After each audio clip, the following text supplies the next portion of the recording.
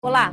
As mulheres são vítimas de vários tipos de violência, física, psicológica, doméstica. Os números comprovam essa triste realidade. Só no primeiro semestre deste ano, a Central de Atendimento à Mulher 180 registrou 547 tentativas de feminicídios e 118 tentativas de homicídios. No mesmo período, os relatos de violência chegaram a quase 80 mil em todo o Brasil. Para discutir essa situação, nós recebemos as delegadas de Polícia Civil Gilmara Santos, Jaqueline Valadares e Raquel Galinatti, que também é presidente do Sindicato dos Delegados de Polícia do Estado de São Paulo. Muito obrigada pela presença de vocês aqui com a gente. Obrigada. Doutora Raquel, a gente teve o dia agora, dia 25 de novembro, Dia Mundial da não violência contra a mulher, né? A gente precisa desse dia ainda, quer dizer, ser lembrado do dia da não violência? Exatamente, é o Dia Mundial. Justamente foi um fato trágico que ocorreu na República Dominicana. Eram 3 irmãs e elas foram apelidadas das La Mariposas, que elas combatiam de forma veemente a ditadura do Rafael Leônidas, e elas foram brutalmente assassinadas. A partir disso, a ONU, em 1999, instituiu essa data, dia 25 de novembro, essa data justamente para fomentar discussões, reflexões da não violência contra a mulher. Então é extremamente importante que tenhamos esse assunto triste em pauta, em voga, não só aqui no Brasil como no mundo. E o que a gente pode constatar é que, infelizmente, a violência não é exclusividade de nenhuma cultura, nenhum povo, nenhum país, a violência contra a mulher.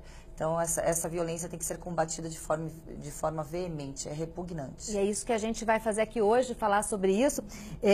A doutora Jaqueline, a gente estava conversando antes, e é super importante, né, que a gente fale da Lei Maria da Penha, né? Sim. Que foi um avanço muito grande, são 12 anos já da lei. O que a gente pode falar de avanço desse período e de conquista com a Lei Maria da Penha? A Lei Maria da Penha, ela surgiu num cenário em que essa farmacêutica, Maria da Penha, ela foi vítima de violência, de 2 tentativas de homicídio por parte do marido dela. Esse processo dela durou quase 20 anos para ser julgado. Foi quando, então, ele recebeu uma pena da qual ele ficou apenas 3 anos preso.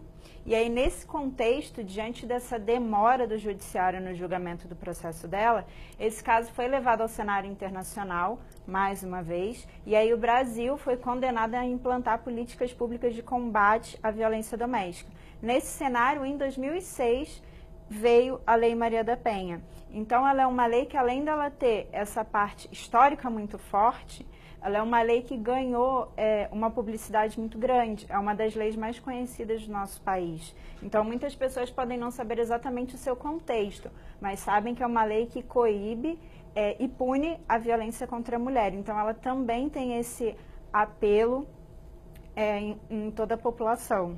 A doutora Gilmara trabalhou numa delegacia específica, né, de defesa da mulher. O que muda no atendimento com uma delegacia específica que atende a mulher, doutora? A Delegacia de Defesa da Mulher é muito importante porque normalmente é formada por majoritariamente funcionários femininos. A gente pode ter funcionários masculinos.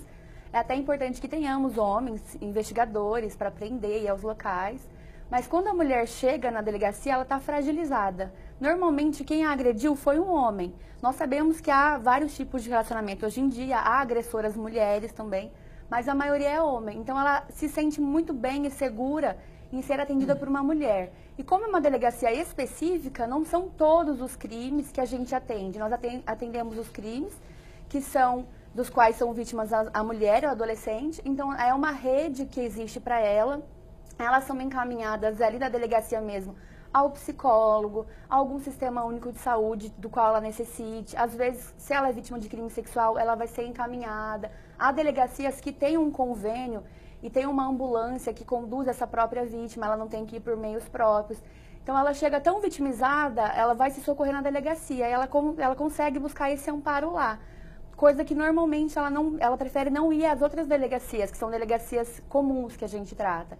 Então, é muito importante essa delegacia especializada. Agora, doutora Raquel, a gente tem quantas delegacias especializadas no estado de São Paulo aí de atendimento à mulher? Aqui na cidade de São Paulo, somente uma funciona 24 horas. Mas no estado de São Paulo, se eu não me engano, são 131 ou 132 DDMs. 133. 133, quase acertei. São 133 DDMs espalhadas nas seccionais do estado inteiro. E geralmente, sim, como a doutora Gilmara acabou de mencionar, as delegacias, elas têm como titulares mulheres. É importante porque a mulher, ela tem uma sensibilidade maior de acordo com aquela violência. O que eu estava até comentando agora, antes de entrarmos no programa, é que o agressor, ele não escolhe se, inclusive, a vítima pode ser até uma delegada. Ele escolhe a mulher. E essas agressões, elas iniciam de forma psicológica. E justamente por essa forma, a mulher chega totalmente despida de amor próprio, de autoconfiança. A mulher chega totalmente fragilizada, e não só fisicamente, muitas vezes nem tão fisicamente. Ela chega fragilizada psicologicamente. E nós, mulheres, por mais que tenhamos a nossa educação e o nosso conhecimento amplo sobre o que pode e o que não pode, em algum certo momento a gente também foi vítima de algum certo tipo de violência pelo fato de sermos mulheres. Desde a escola, os ambientes familiares, tem uma entre estatística amigos. que fala, inclusive, que 1 em cada 3 mulheres já sofreu algum tipo de violência, Sim, né? e essa violência que eu falo, que é importante que todos saibam, eu não estou falando em violência física, eu estou falando em violência que inicia-se na violência psicológica. Aquela violência, ela é o primeiro passo para outros tipos de violência até chegar no feminicídio. E o canal de denúncia é muito importante, né? A gente tem o 180, né? O canal que está ligado a Brasília, né? Disque Direitos Humanos, Disque o canal de Direitos Humanos, 100, que as mulheres podem 100. fazer isso, fazer denúncia. Não só as mulheres, qualquer pessoa pode ligar, não precisa se identificar, pode ser uma denúncia anônima. Eles relatam o caso, o que aconteceu, e as delegacias recebem via e-mail. Nós temos um prazo para dar uma resposta, ou seja, os policiais vão ao local, conversam com as partes, eles veem se de fato aconteceu o crime. Quer dizer, é o momento da apuração, né? Exatamente. A partir do momento da denúncia que chega nesse canal, vocês têm que apurar para ver quais são os fatos que estão acontecendo aí ligados a essa denúncia. Se de fato aconteceu, a procedência, trazer a vítima até a delegacia, se ela for o caso, expedir algum exame para ela, pedir uma medida protetiva. E após nós temos que responder a esses canais também, com via de relatório, sobre a procedência, qual medida foi tomada ou se foi uma denúncia improcedente. Mas é um canal muito importante que muitas mulheres têm medo de sair de casa. Então elas usam o telefone e quando os policiais vão à casa dela, ela se encoraja e conta, de fato eu sou vítima ou sou agredida. Há muita violência psicológica, como a doutora Raquel falou, é uma das piores. Às vezes você olha a mulher e fala, nossa, essa mulher não sofre violência, mas a gente não sabe o que acontece dentro da casa dela, como ela é menosprezada por aquele marido. Dentro da alma dela, né, doutora? Isso. E é importante só ressaltar uma coisa que, assim, muitas pessoas não entendem. Por que aquela mulher continua naquele ciclo de violência? Como ela não sai? Às vezes ela é uma pessoa que tem um trabalho, tem uma família, tem uma estrutura. Só que ela está imbuída num ciclo de violência. Muitas vezes ela não consegue se libertar. Ela romper não é com esse ciclo, exato, né? Exato, ela não é forte o suficiente. E tem um fator motivador, muitas vezes, são os filhos, né? Porque ela tem medo de se separar, de perder a guarda, ou de ter um problema aí, de ou às vezes longe. Ela acha que não merece nada melhor. É aí que entra o trabalho psicológico. Temos que empoderar essa mulher. E esse trabalho psicológico, ele também, em algumas delegacias, ele é oferecido? Sim. Na delegacia na qual eu trabalhava, nós não tínhamos uma psicóloga, mas encaminhávamos a uma psicóloga do município. A sua delegacia tem, Jaque? Na verdade, a Lei Maria da Penha, ela fala que o atendimento à mulher ele tem que ser um atendimento multidisciplinar. Então, como é um tipo de violência muito diferenciado, a polícia ela não consegue atuar sozinha no combate à violência contra a mulher. A gente atua nessa esfera criminal. Mas, como bem ressaltado aqui, essa mulher ela está inserida num ciclo. E primeiro ela precisa se perceber inserida ali. Esse ciclo de violência ele é dividido basicamente em 3 fases. Na primeira fase, é uma fase que denominada de tensão, em que esse casal começa a ter atritos, mas ainda não tem nenhum tipo de violência. Isso costuma evoluir para um segundo momento, que é o momento da agressão. Então, isso vai desde uma agressão moral, psicológica, até uma agressão física. E passa por um terceiro momento que é conhecido como lua de mel, que é o momento em que o agressor promete que aquilo não vai se repetir, que ele vai mudar, que ele vai procurar ajuda, e aí a vítima fica inserida nesse ciclo que tende a se agravar, Porque... E ele se repete por todas essas 3 fases. Exatamente. E aí, a dificuldade que a gente tem com a vítima da violência doméstica é essa, que quando elas nos procuram, elas vêm no momento da agressão. É feito o registro da ocorrência, solicitam-se medidas protetivas, só que ela vai para esse terceiro momento como o momento da lua de mel, e ela quer acreditar que aquele agressor tem recuperação, que ele vai ficar diferente. Então, muitas vezes ela nos procura para retirar a queixa, como elas falam popularmente, que é se retratar de uma representação, ou tentar dizer que nada daquilo aconteceu, que ela caiu sozinha, que não foi bem aquilo que aconteceu. Então ela Isso acontece muito? Muito. O índice de vítimas que voltam lá para tentar retirar a queixa é muito grande. Por isso a necessidade desse atendimento multidisciplinar. Psicológico, principalmente. Exato, para que ela se perceba inserida nesse ciclo e tenha forças para se manter firme na sequência daquele processo, porque a gente sabe que é algo muito desgastante, processo judicial. Eu faço algumas analogias, assim, umas analogias próprias, quando a mulher é vítima de uma violência doméstica. Como eu disse anteriormente, o agressor ele não escolhe uma mulher fragilizada ou uma mulher mais vulnerável. Não, é uma mulher. Então, aquela mulher que tem muita autoconfiança, aquela mulher que é bonita, vistosa e se veste bem, qual é o primeiro passo para ela ficar subjugada e entrar no ciclo de síndrome de Estocolmo, que é o que a Jaqueline falou, lua de mel, eu acho mais apropriado, mas eu posso até fazer uma analogia como uma síndrome de Estocolmo. Aquele agressor, ele mina a autoestima daquela mulher, ele começa a minar a autoestima. Ele começa a depreciar aquela mulher, pois aquele cara amoroso, sentimental, que chega e faz tudo por aquela mulher, de uma hora para outra, ele muda aquele comportamento em 180 graus, a culpa é da mulher, alguma coisa ela fez. Então ela começa a ficar abalada na sua autoconfiança e autoestima. E aí começam as agressões verbais, morais, psicológicas, até econômicas, físicas. E quando ele, que é o agressor, que foi anteriormente aquele cara que já a amou, fala, não, eu te amo, me perdoe, a mulher começa a criar uma codependência afetiva, emocional, psicológica, inclusive por aquele agressor. Então ela fica vítima, como na síndrome de Estocolmo, ela cria aquela dependência total daquele sequestrador emocional. Você acha que o ciúme é o maior motivador aí da violência doméstica? Eu acho que não existe motivador, eu acho que é uma falta não só o ciúme, eu acho que há também aquela cultura, como já dito aqui anteriormente, existem multifatores, não existe somente um fator para a gente apontar o porquê o homem ele vai agredir uma mulher. Existe uma cultura enraizada, um machismo, a gente sabe muito bem que não são exclusivos, até mesmo em países muçulmanos e árabes, a violência pode ser até às vezes maior do que aqui nos países da América Latina. Então existe uma série de fatores culturais que influenciam. A gente estava falando disso, por exemplo, em Paris, né, na França. Exatamente. Tem muitos imigrantes e aí conversando com os policiais ali da França, em intercâmbio, quando nós conversamos até para um direito comparado, etc. O maior problema que lá eles enfrentam em Paris, os policiais, são justamente com os imigrantes muçulmanos e africanos. Por quê?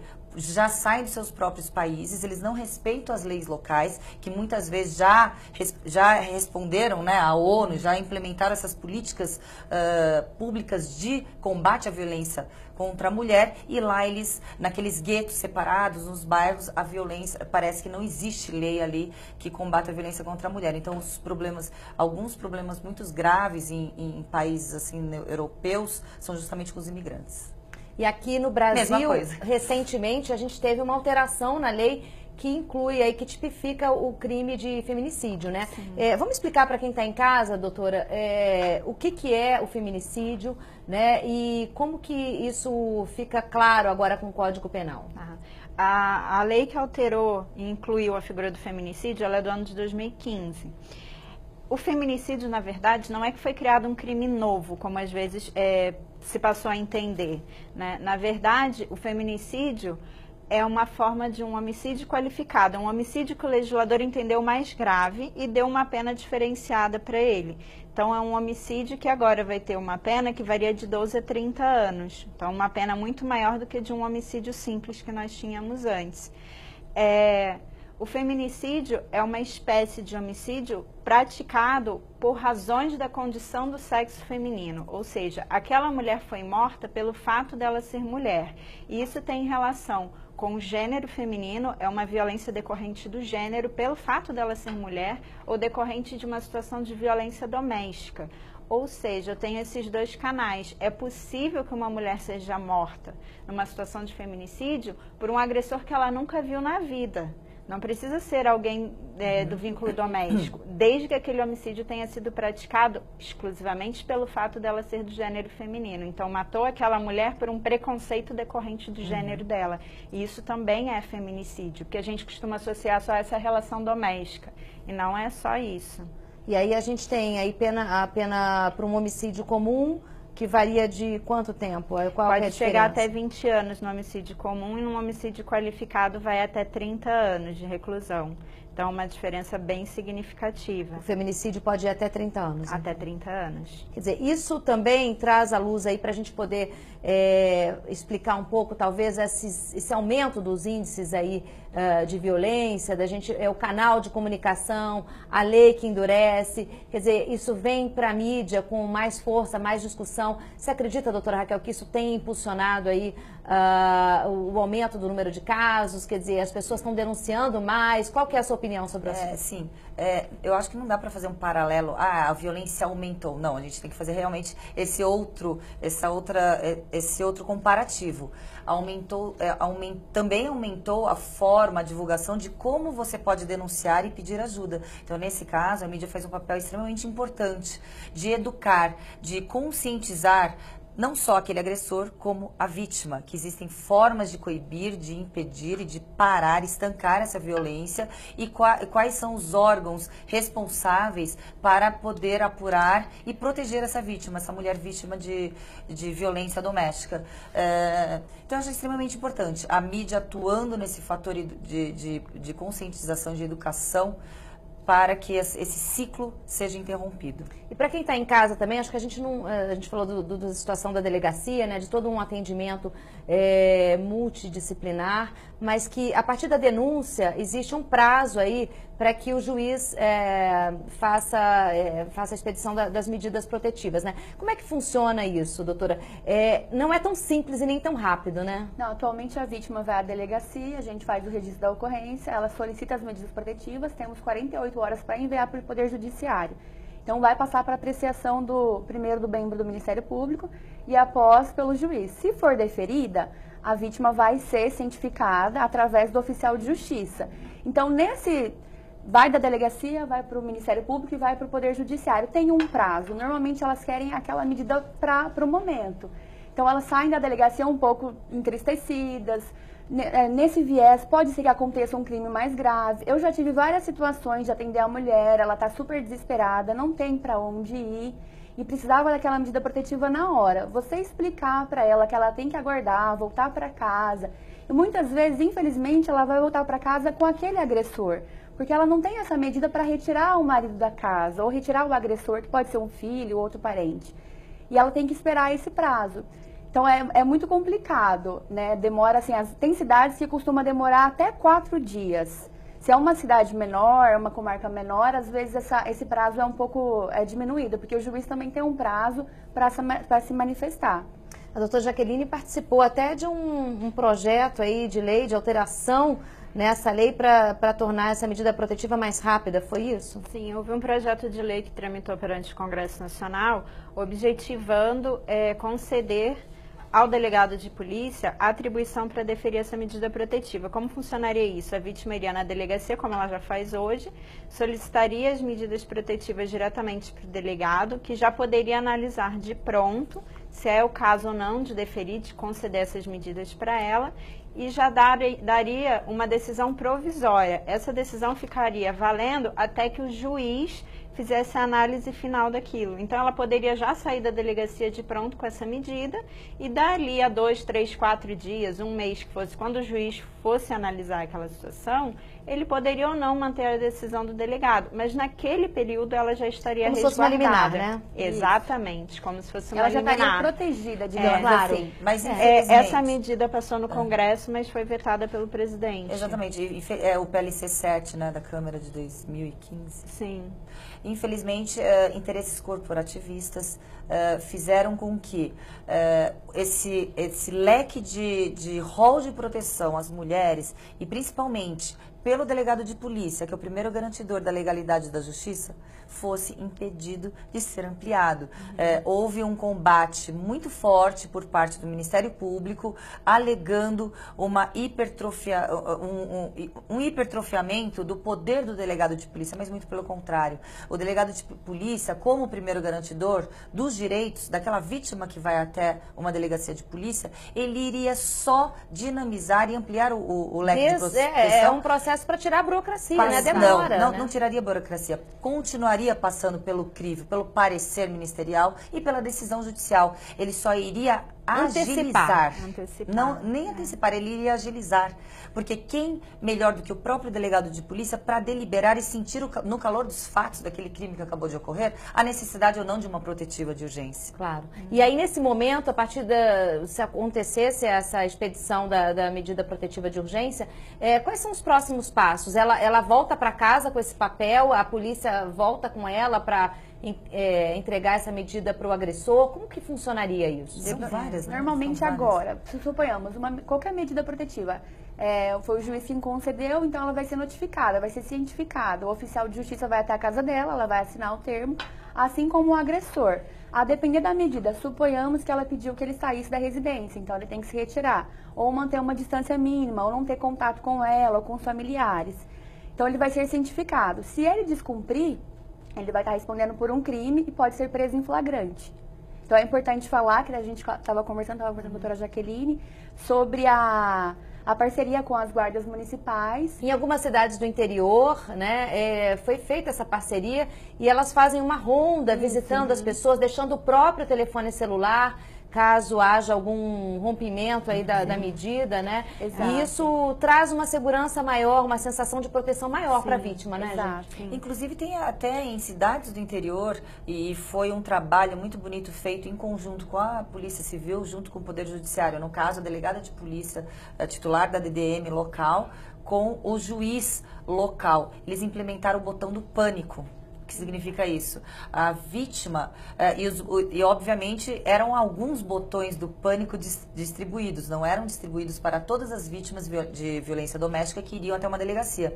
Só que teve aquele poder, assim, de como aquele agressor, ele não sabe se aquela vítima recebeu o botão do pânico, porque não saberia, aquele botão ele ficava meio escondido. Então todos achavam, pode ser que ela tenha o botão do pânico. E aquele botão do pânico funcionaria simplesmente que automaticamente, quando a vítima não tem nem tempo de pegar um telefone, ela acionaria aquele botão e automaticamente vários órgãos seriam acionados. A polícia, até a polícia militar, as guardas municipais, o Poder Judiciário. Porque muitas vezes não dá tempo mesmo, né? Não No dá. calor da discussão e no momento ali que ocorre a agressão, ela não tem nem como pegar um telefone para poder se defender ou fazer a denúncia. E realmente a denúncia acaba acontecendo depois do fato, né? Ou seja, existem várias formas com que você possa ampliar a proteção. E essa foi uma forma extremamente inteligente. O investimento não foi alto, porque foram 100 ou 150 botões comprados e houve uma triagem na distribuição. Então, realmente, ali, naquela localidade, naquela cidade do interior de São Paulo, perto de Campinas, realmente deu uma diminuída na violência, porque todos eram avisados que a qualquer momento, automaticamente, iria ter uma agilidade ali na proteção da vítima. Agora, e esse contato de ter o telefone também de alguém da Guarda Civil, essa pessoa passar uma vez por semana na casa para saber, acompanhar se está tudo bem, isso torna a vítima muito mais, com a sensação de muito mais segurança, né? Mais protegida mesmo. E ao mesmo tempo o agressor também tem esse receio de ser preso e mantém a distância ou não invade a casa dela, não comete outro crime. Só a cientificação da medida protetiva, normalmente, ela paralisa o agressor, porque é só a gente olhar o histórico, que eles sempre praticaram um crime porque nada acontecia. Com a Lei Maria da Penha, as medidas mudaram, a situação mudou, então eles podem ser presos. Quando ela solicita uma medida protetiva e ele é cientificado, ele assina que que ele não pode se aproximar dela, ele tem na cabeça dele o quê? Se eu fizer isso, não todos, óbvio, mas a maioria não se aproxima, não costuma descumprir essa medida. A gente vai continuar discutindo esse assunto logo depois do intervalo. O programa Em Discussão Segurança vai para um rápido intervalo, não saia daí, a gente volta já já.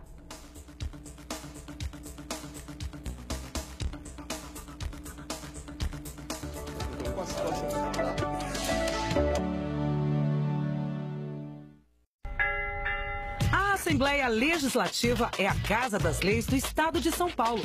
Ela é também a Casa do Povo, do cidadão paulista. Venha acompanhar as votações de projetos de leis, as discussões das comissões, audiências públicas, atos solenes e conferir de perto o trabalho do seu deputado. Visite o site www.al.sp.gov.br e aproveite os cursos oferecidos pela Assembleia Legislativa.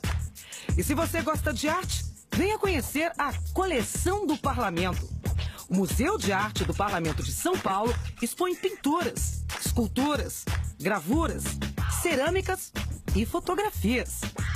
Assembleia Legislativa de São Paulo, a Casa do Povo. Ei, eu queria poder falar com você. Te falar desses últimos meses e como tudo tá melhor. Eu percebi que viver é incrível, mais do que eu imaginava. Ser pai era um sonho e você me permitiu presenciar o nascimento da minha filha. Foi lindo. Pintei o quarto dela exatamente como imaginei. Antes de você, eu tinha medo de não conseguir estar presente quando esse momento chegasse. Queria te contar que, por sua causa, eu pude viver tudo isso.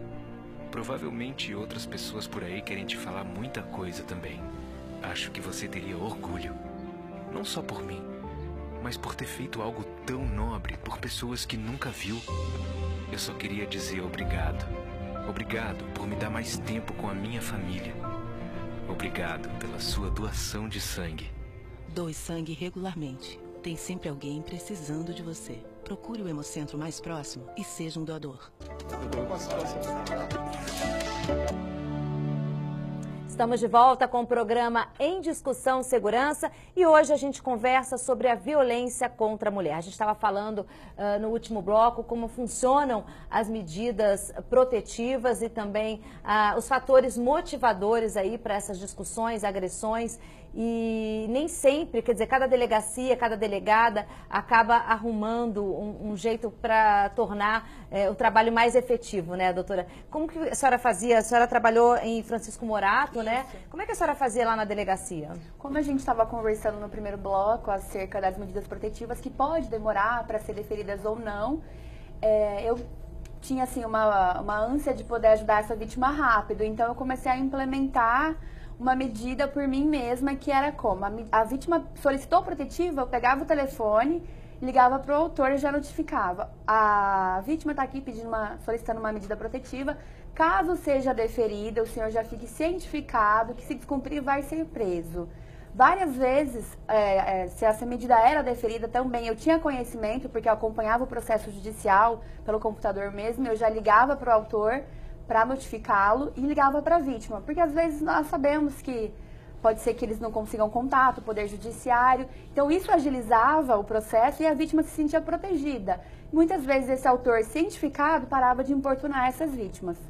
Doutora Jaqueline, teve alguma experiência assim, de atuação com relação a atendimento de mulheres, alguma medida que torna mais efetivo essa medida protetiva? Não, aqui na capital a realidade é um pouco diferente, porque o nosso âmbito de atuação também é diferenciado. Então não tem como a gente ligar para cada agressor aqui para dar ciência dos pedidos. O que a gente faz aqui é fazer esse acompanhamento e orientar a vítima sobre eventual descumprimento do agressor em relação às medidas protetivas, porque caso descumprissem, até a alteração da Lei Maria da Penha, que foi uma alteração desse ano, nós delegados representávamos pela prisão preventiva dele, que é aquela prisão em que não tem prazo, ele ficaria preso enquanto houvesse necessidade. Então, em caso de descumprimento, isso implicaria na prisão preventiva dele. Agora, com a alteração legislativa, em caso de descumprimento, ele já pode ser preso em flagrante, sem prejuízo de que esse flagrante seja convertido numa prisão preventiva em razão do descumprimento.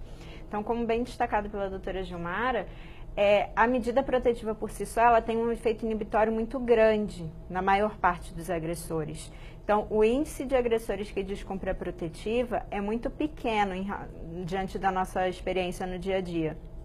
Para esses agressores, nós nos recorremos ao pedido, à representação da prisão preventiva e fazer a prisão em flagrante em caso de descumprimento.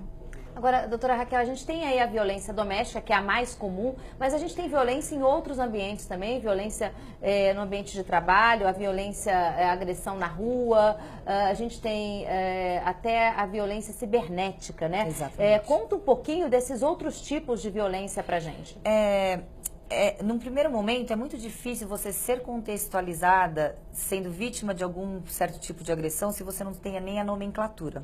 Ultimamente, esses tipos de violência, por exemplo, eu vou falar no ambiente de trabalho, violências psicológicas contra a mulher. Existem agora alguns termos que deram qualificação para esses tipos de violência. Por exemplo, o gaslighting, o man-interrupting, o mansplaining.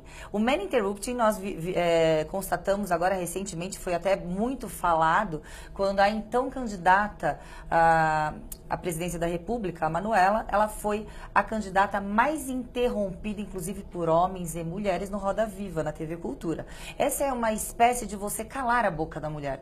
Por mais que a mulher, ela tenha conhecimento, ela tenha o profissionalismo, a competência de estar lá no ambiente de trabalho com os homens, muitas vezes utiliza-se formas até vexatórias para que a mulher se iniba de poder manifestar a sua opinião. É uma violência muito grave, o man-interrupting. O mansplaining, a mulher, trata-se a mulher como se ela tivesse um intelecto mais inferiorizado e que ela não fosse entender a situação. Falando até como se estivesse falando com uma criança de 4 ou 5 anos. Muitas vezes a gente constata. E assim, por isso que eu estou falando. E a mulher contextualizada nesse ambiente, ela acha que é até normal essa forma de tratamento. Por quê? Porque não existiam nomenclaturas qualificando esses fenômenos de agressão, de violência contra a mulher. E o gaslighting você tira completamente a autoridade de uma mulher, porque quando o homem é explosivo, ora, aquele homem é um homem com atitude. Quando a mulher é explosiva, ela é taxada como desequilibrada, como louca, como destemperada. E assim foi, desde tempos passados, as mulheres que se manifestavam eram as bruxas e eram as queimadas vivas. Aquelas mulheres que tinham atitudes de se revoltar, de combater aqueles certos tipos de padrões em que elas queriam quebrar paradigmas, elas eram taxadas como pares da sociedade e aquelas, na Idade Média, queimadas vivas como bruxas. E os homens não, eram mártires, eram heróis. Então tem todo um contexto social, cultural, histórico, para hoje em dia nós mulheres, que estamos aqui competindo com os homens no ambiente de trabalho, uma competição benéfica, mas hoje nós não admitimos esse tipo de violência, esse tipo de interrompa a sua voz. Não, a minha voz não tem que ser maior que a do homem, tem que ser igual. Todos nós temos que ser igual. E nos crimes cibernéticos também, a gente vai falar de forma cultural. Porque se o homem ele é exposto, ele é um garanhão. Se ele é exposto nu, ele é um garanhão. A mulher ela é tipificada como uma mulher de caráter duvidoso, né? Uma mulher que, no caso, ela não se dá o próprio respeito, valor. Exatamente. Então, assim, então isso beneficia o agressor. Porque a mulher, o homem que quando é vítima do mesmo tipo de agressão, a sociedade não o julga. A mulher, quando vítima desses certos tipos de agressões, principalmente exposições na mídia, de forma sexual e etc., a mulher é taxada, ela já é tipificada, etiquetada como um certo tipo de mulher que não é aquela mulher decente. Mas, ora, hoje... E aí é um crime também contra a honra, né, dessa mulher. Mas tanto... E o que agrava mais esse crime é o pré-julgamento externo também. Então, muitas vezes, nós vimos fotos até da Carolina Dickmann, que saiu aquela lei, que a agressão para a mulher, quando as suas fotos elas rodam o mundo, a agressão é muito maior.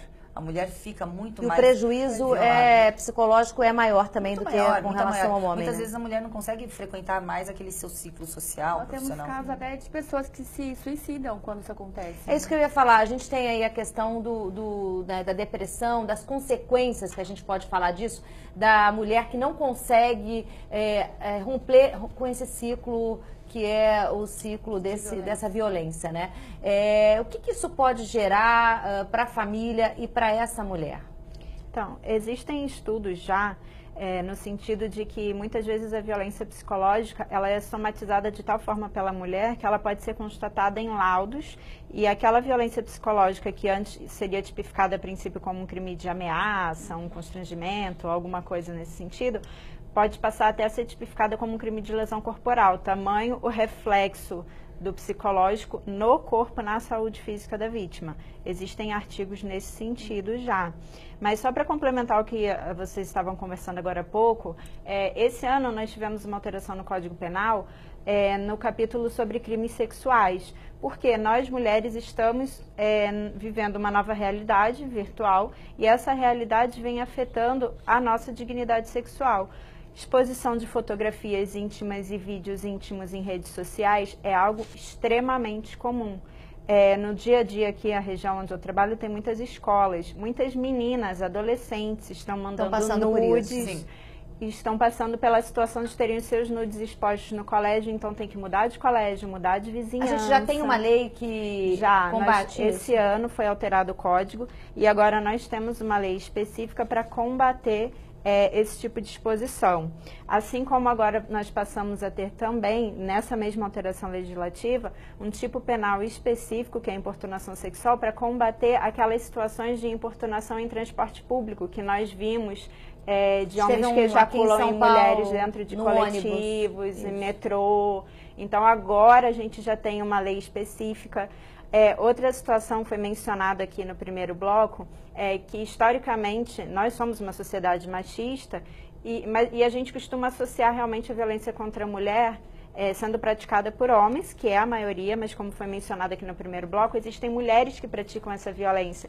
Então aqui na capital, recentemente nós tivemos um caso de estupro corretivo, que é aquele estupro em que você objetiva corrigir a sexualidade da vítima, em que a mãe contratou um homem para estuprar a própria filha, para que a filha aprendesse a gostar de homens.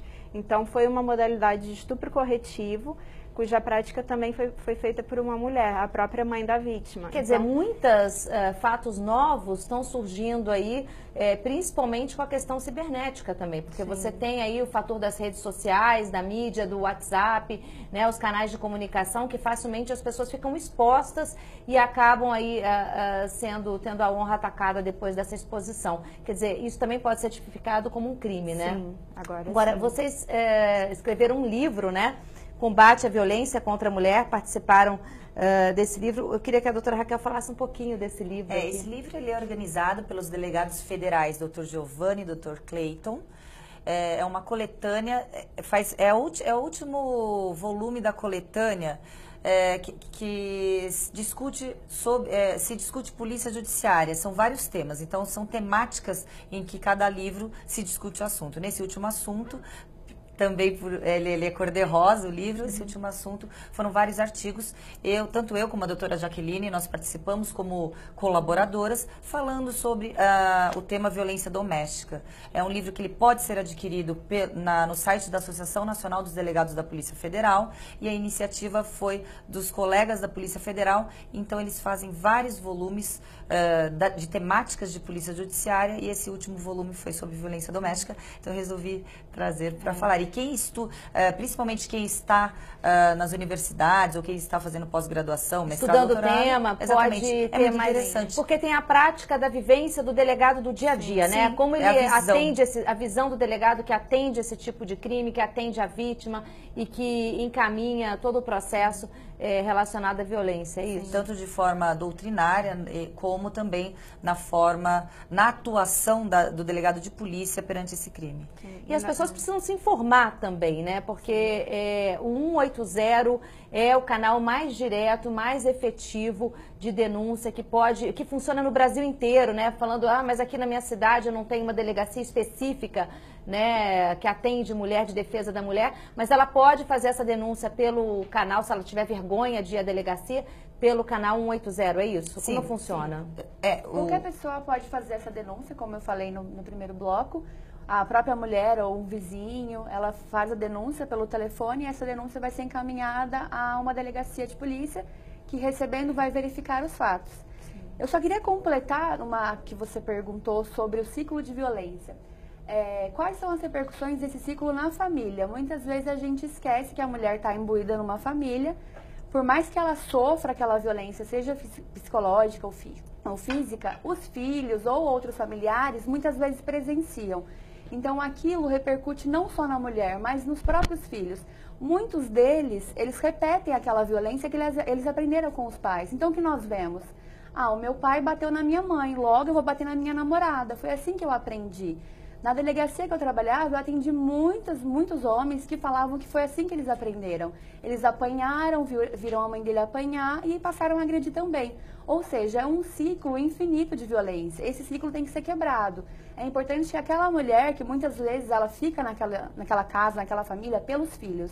Só que quando ela toma ciência, ela se empodera, ela sabe que aquela violência que ela sofre atrapalha também os filhos, ela consegue sair. Ela vê os filhos melhor depois, eles têm uma vida mais harmoniosa, uma vida mais saudável. Porque filhos que crescem nesse ambiente tendem a repetir ou tendem a ter um problema psicológico. Então toda essa família tem que ser acompanhada.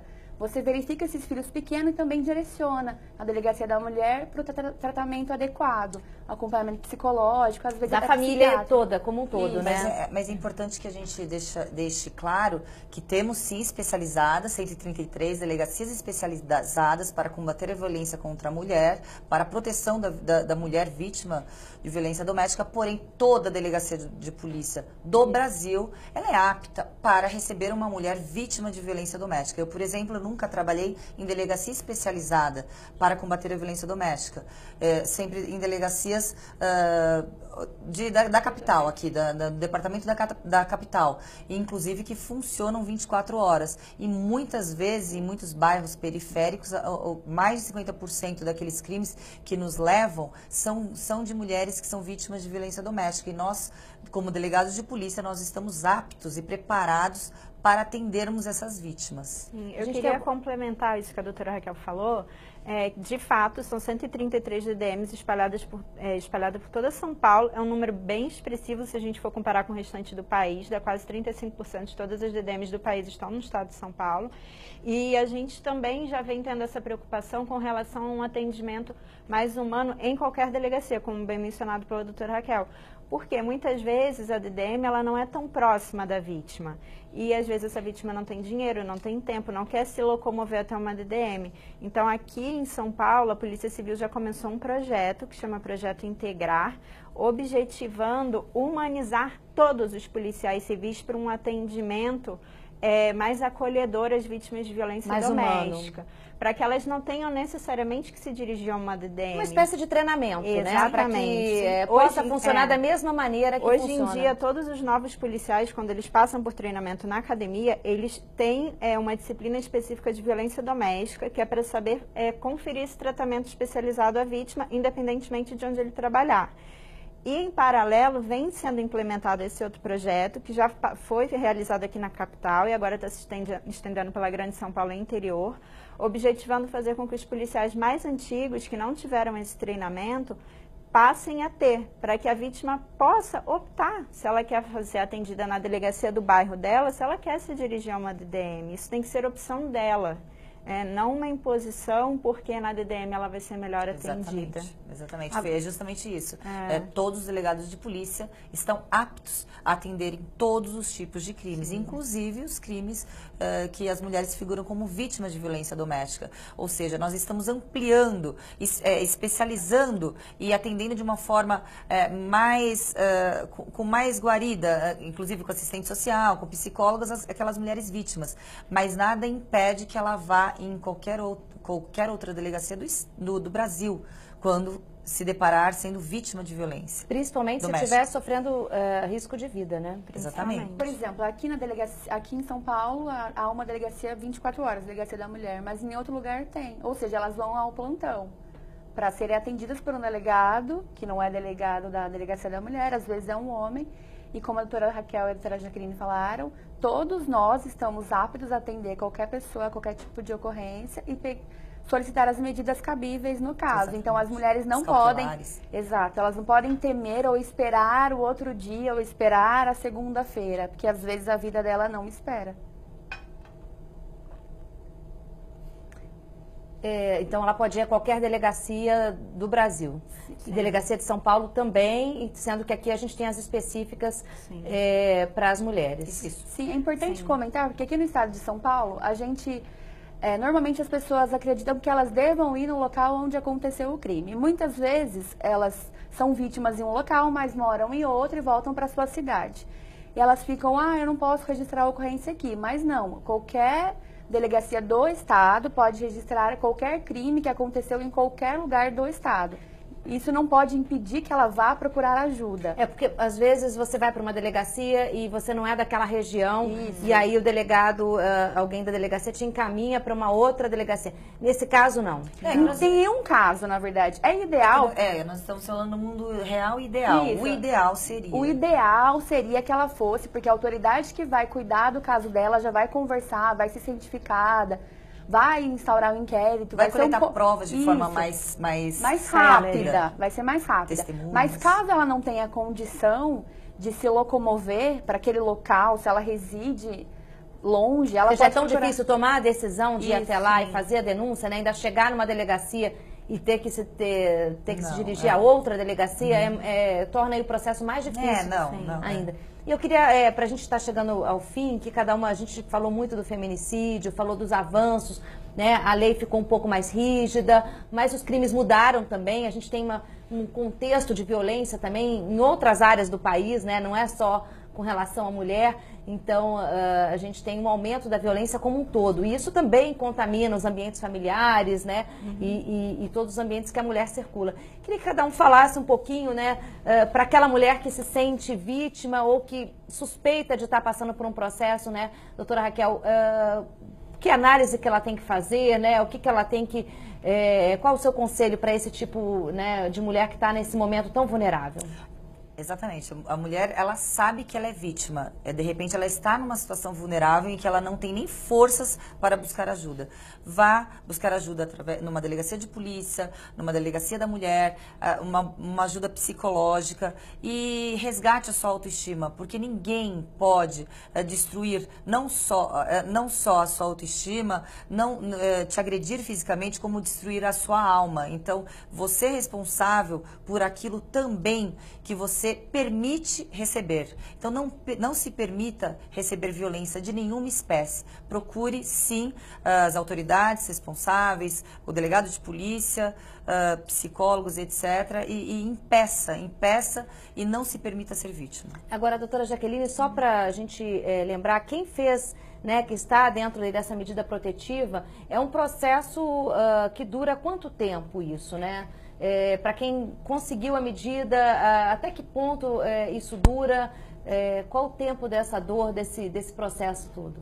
Então, a medida protetiva, assim como o processo judicial de uma forma geral, não tem um prazo pré-estabelecido, porque tudo vai depender da complexidade daquela situação. Então, às vezes, crimes mais complexos demandam um tempo maior de investigação, um tempo maior durante esse processo judicial. A medida protetiva, via de regra, ela é válida enquanto esse processo estiver tramitando.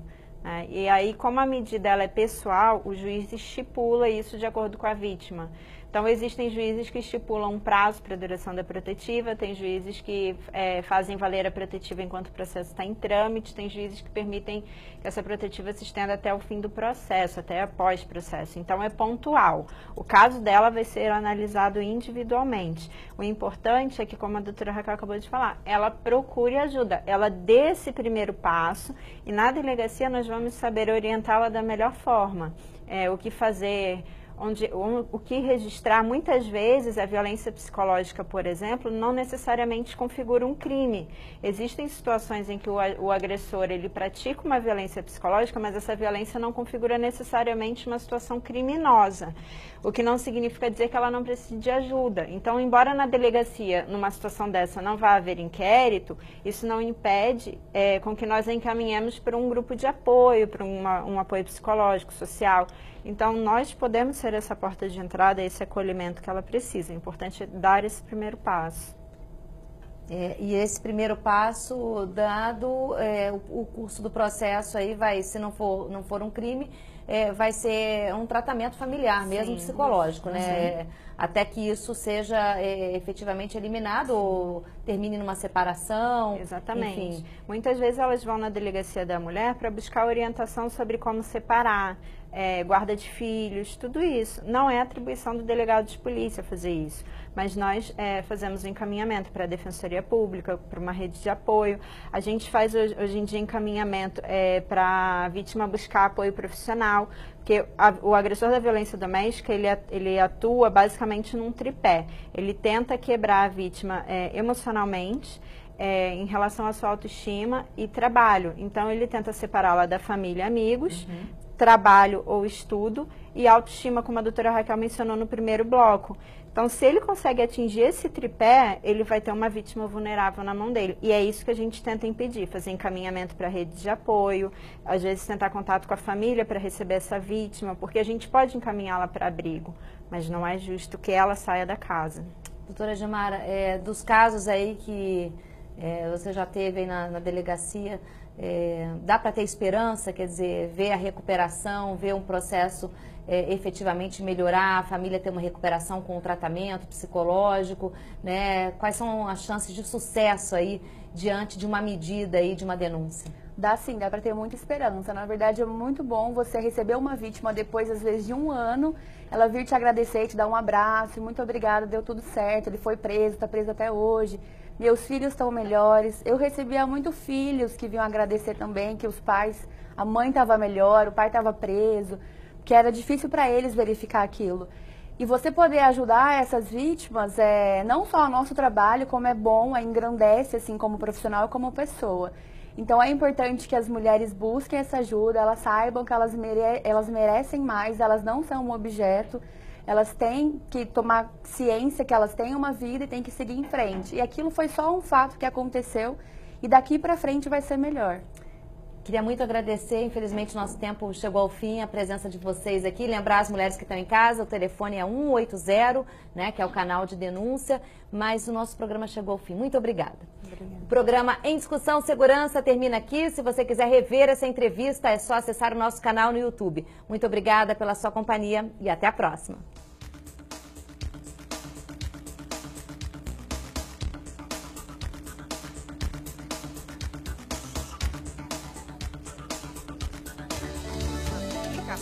Vale a pena. Eu posso